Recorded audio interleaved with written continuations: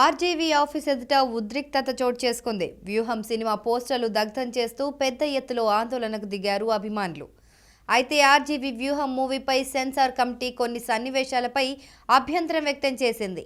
బెంగళూరులోని రివైజ్ కమిటీకి దీనిని సిఫార్సు చేసింది. బెంగళూరులో వ్యూహం మూవీకి క్లీన్ యూ సర్టిఫికేట్ ఇచ్చారు. ఈ క్రమంలోనే హైదరాబాద్లోని ఆర్జీవీ ఆఫీస్ ఎదుట ఆందోళన జరిగింది.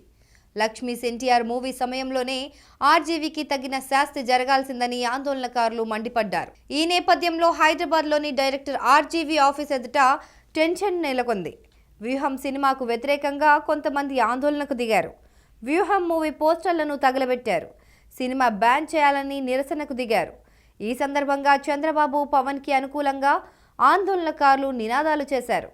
చంద్రబాబు ఫ్యామిలీ టార్గెట్గా ఆర్జీవీ సినిమాలు తీస్తే చూస్తూ ఊరుకోబోమని హెచ్చరించారు.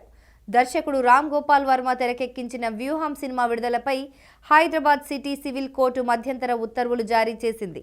ఈ చిత్రాన్ని ఓటీటీ, ఆన్లైన్, ఇంటర్నెట్ వేదికల్లో ఎక్కడా విడుదల చేయొద్దని ఆదేశించింది. ఈ మేరకు రామదూత క్రియేషన్స్ దర్శకుడు రామ్ గోపాల్ వర్మకు నోటీసులు జారీ చేసింది. తదుపరి విచారణను ఈ నెల 27కు వాయిదా వేసింది.